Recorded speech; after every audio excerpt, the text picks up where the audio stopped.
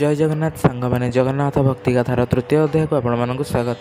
आज आम जाना आउ जड़े भक्त विषय भक्त बलराम दास विषय से थिले पंचसखा मान मध्यरु जड़े पंचसखा से माने हेउछंती अच्युतानंद दास, शिशुआनंद दास, जशवंत दास, जगन्नाथ दास और बलराम दास। एमाने पुरातन समय पंचसखा रूपे जनाशुना थिले। बलराम दासंकर जन्म पुरी ठारू किछि दूर थिबा एरबंग ग्राम ठारे होइतिला। तांकर जन्म 1472 मसीह होइतिला। तांका पितांका नाम सोमनाथ महापात्र और मातांका नाम थिला महामाया देवी। तांकर पिता थिले प्रताप रुद्रदेवंक राजसभा जड़े मंत्री। बलराम दास मध्य पर समय तांकर कार्यभार ग्रहण करथिले। से थिले पुरुषोत्तम देवंक राजसमय राजसभा जड़े मंत्री रूपे कार्य करुथिले।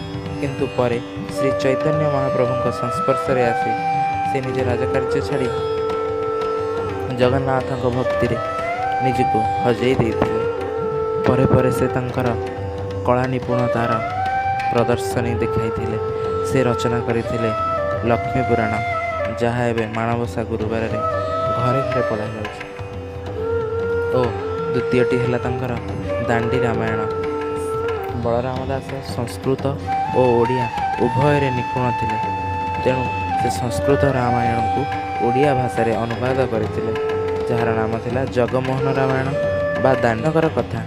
जमुना नामक जड़े बेश्या जगन्नाथ को दर्शन करने बाहरिला। मन तार उत्कंठा बहुत थाए किपरि से रंग अधर को देखिब, प्रभु जगानयन को दर्शन करिब। एमिति चिंता करी से पुरी अभिमुखी यात्रा आरंभ कला।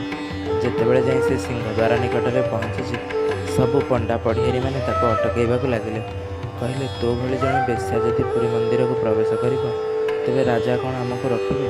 पुरी मंदिर अपवित्र होइजिव, तेणु तू दर्शन करिपारिबु नाही। एमिति कथा शुणी बेश्या जनक मन दुखरे घर को फेरी आसिला। किंतु फेरिबा बाटरे से भेटिला बलराम दास को।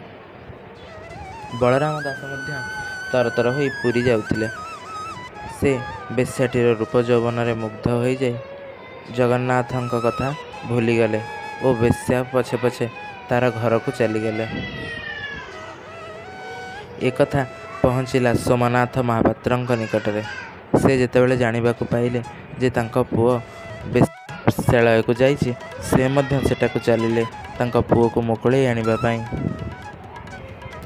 एपटे पुरी रे रथयात्रा आरंभ हो जाए। पुरीर घंटा घंटा शब्द शुणी बलराम दास चेता फेरिला। भक्तर भक्ति पाखरे हार मानिगला कामना बासना। बलराम दास कहले, मु ये कौन कली? प्रभुंकर तेणे रथयात्रा आरंभ हो गलानी, आ मु ये बेश्या पाखरे बंधा पड़ी। तेणु से तरतर हो धाई चलिले पुरी बड़दाण्ड को। देहरे लागिछि बेश्यार चुंबनर दाग, देहरे कपड़ा मध्य असंयत अवस्था। से समय से जाई पहुँची गले बड़दाण्ड। तांको देखि धाई आसिले बड़ पंडा माने।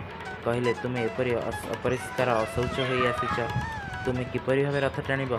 तुमे रथ टाणिले रथ अपवित्र होइजा, प्रभु जगन्नाथ मध्य अपवित्र हेबे, तुमे रथ टाणी पारिब नाही। एमिति कहि तांको घौड़ाई देले। सेठारु सीधा सीधा बलराम दास चलिले बांकी मुहाण आड़कू और गढ़ी पकाइले 3 रथ। आखिरु भर जाउथाए तांकर अश्रुर धारा। मने मने से कहले, हे प्रभु, यदि सत मन में आपण को भक्ति करी तेबे आपण मोर ये बाली रथरे विजय करिवे। सतकु सत सेया हला। भगवान बा केमिति भक्त को टाली पारिबे? से तो सर्वदा भक्तर परीक्षा नियंती। से तो भक्ति भाव में बंधा, से तो सर्वदा बंधा पड़ जाती भक्तर भक्ति पाखरे। धाई आसिले से भक्तर बाली रथ को। बड़ दाण्डरे अटकी गला 3 रथ। चारिआड़ चहल पड़गला। प्रभु विजय कले बाली रथरे। तहियार दिन राजा को स्वप्नादेश है, मोर भक्त को रथ टाणी न दे घौड़ाई देइथिले पंडा माने। से बांकी मुहाण अछंती, मु सेमानंक बाली रथरे विराजमान करिछि। तांको डाकिले ही जाई मो रथ गड़िब। एपरी कथा स्वप्नादेश शुणिबा परे राजा संगे संगे आदेश देले बलराम दास को नहीं आसवा पाई। बलराम दास आसी रथ दौड़ी हाथ मारती ତ ରଥ ପୁନର୍ବାର ଗଡ଼ିବାକୁ ଆରମ୍ଭ କଲା। ଚାରିଆଡ଼ ବା ବା ଆକାରରେ ସମସ୍ତେ ବଳରାମ ଦାସଙ୍କର ପ୍ରଶଂସା କରିବାକୁ ଲାଗିଲେ। ଧନ୍ୟ ସେ ଭକ୍ତ, ଧନ୍ୟ ସେ ଭଗବାନ। ଭଗବାନ ଧାଇଁ ଯାଇଥିଲେ ଭକ୍ତର ବାଲି ରଥକୁ। ଏମିତି ବଳରାମ ଦାସଙ୍କର ଜୀବନ ବହୁତ ଚମତ୍କାରରେ ଘଟିଥିଲା।